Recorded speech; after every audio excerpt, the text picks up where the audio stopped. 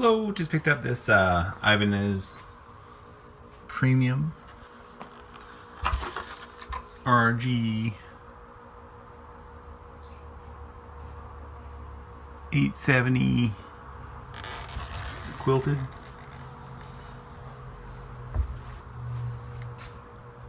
Just love the guitar. I got it at Long McQuaid for $4.99 Canadian, so around 400 US, I guess. Just switch out the strings. New guitar bench out here in the far garage. Have these big cables on it, so swap them out for some 942s. Should be easier to play. I think definitely a good string for drop tuning, and the guitar was drop tuned when I got it, so I put it standard tune, but it's just too heavy for me with those strings, so I put some 942s on, just some Ernie Ball, Cobalt. But yeah, great guitar so far. I'll do a playing demo, or my son will. These pickups are super. They're just Ibanez ones. I know that these guitars could come with DiMarzio pickup, but these are really good. I've never want to change them out. You can pick squeal really easy. They sound great, clean, dirty, everything, and just a great sounding guitar. Let's take it out in the sun because I'm just so impressed by the craftsmanship of this guitar. So you can see it better in the sunshine. Oh, there is sunshine finally. So maybe some wind noise now, but there's the neck, look at the binding and the fit and finish on that. Oh. Big volute. Just the 5-piece neck. So 1, 2, 3, 4, 5 pieces, Wizard 5. Yeah, made in Jawa, Timur, Indonesia. Ibanez tuners.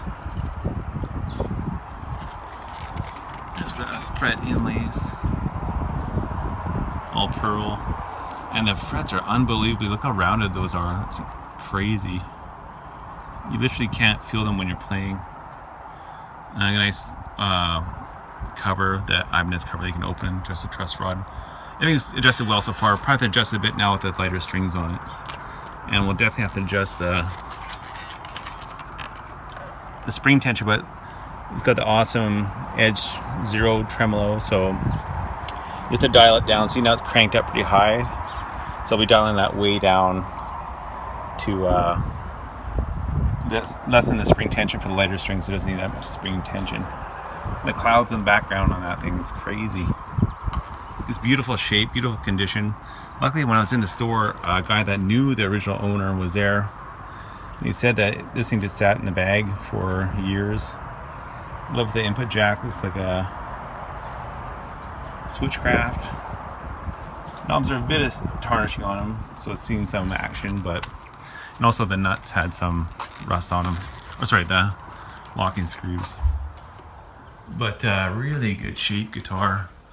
I'll do a full review and playing demo on this one for sure, but just want to get a video out there because I'm so happy with it. And if anybody's looking for a RG, I definitely scope out these premiums. They're not made in Japan or custom made in California, but they're an excellent guitar. There's zero flaws in this guitar. Like, nothing is wrong with this guitar.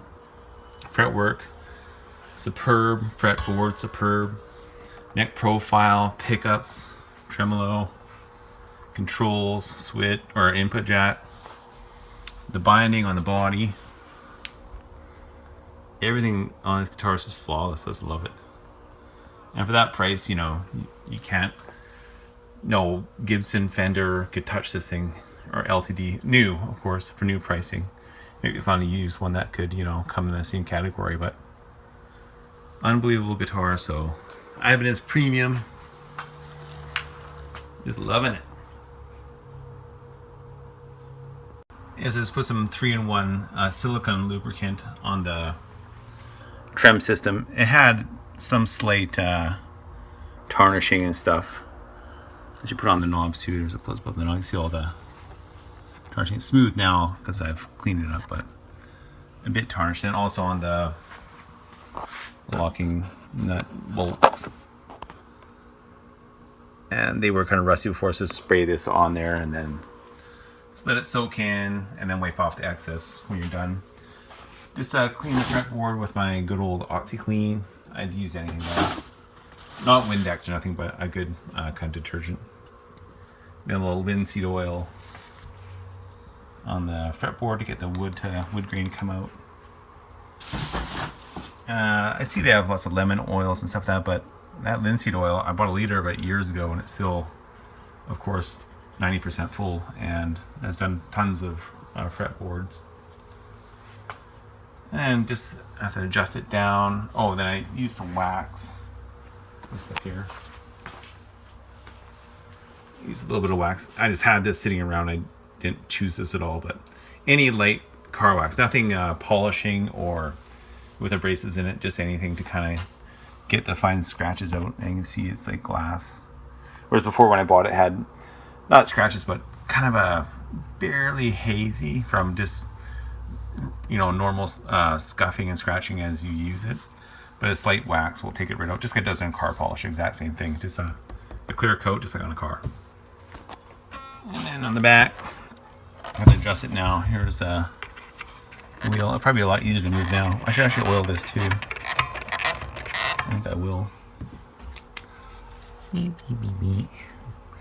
I'll put way too much on. I don't mean to, but this is the way it'll work out. There we go. Just a little bit on the thread, just to help it adjust and wind that way down.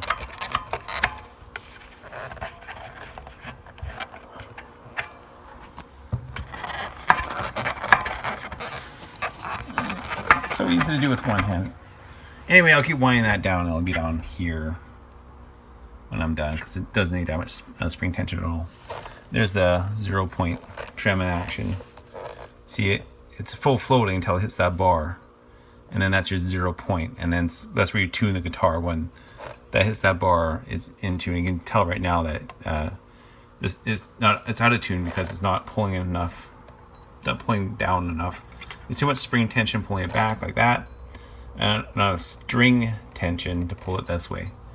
So the spring and the string have to balance out right where it hits that bar, and then voila, you have your 0 point, and it won't go to tune. Every time you let go of the bar, you dive or pull up in this case, and then you dive, just release the bar, touches that bar, the 0 point bar, and then you're always in tune no matter what. So kind of a step further than the Floyd. The new Floyd Roses have a system like that too.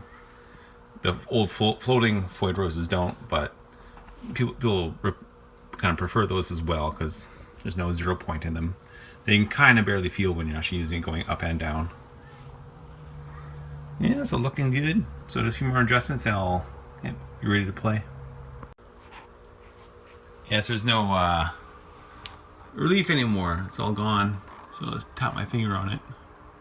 The string's solid on there. It's not moving. So, and that's with first fretted and right where I use the body fretted. Dave's World of Fun Stuff now. You see that 5,000 times. He does it every time. It's interesting every time too. So I'll have to loosen it off counterclockwise on the truss rod, and it's good tension there, which is a good sign. If it wasn't, it'd be fucked. And then I'll let the neck come up and put a bow into it like that, and the string will get some relief. But with those big strings on it before, it was hauling it down forward to the perfect height. So now with the late strings, I have to get in there and release it and let it kind of come forward with just less tension on it now with the later strings. Yeah. So I got it kind of close. I just tuned it, you know, basically within tune. And also I have adjusted the spring so that the 0 point just hits when you release the tension bar, the tremolo bar. So there, it's just kind of how you want it.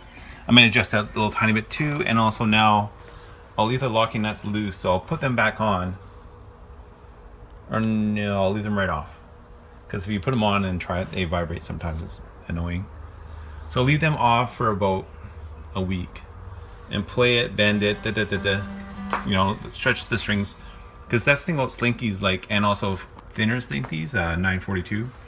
They'll stretch for at least a week, or you know, I don't know how many hours playing. 4 or 5 hours of playing. Well, maybe 2 or 3 hours of playing. And then once it's stretched out, then I'll lock it down and start using the fine tuners to tune. Yeah, so let's leave them unlocked and then use the fine tuners once it's locked up, and then it'll be stable forever. Well, until I put new strings on.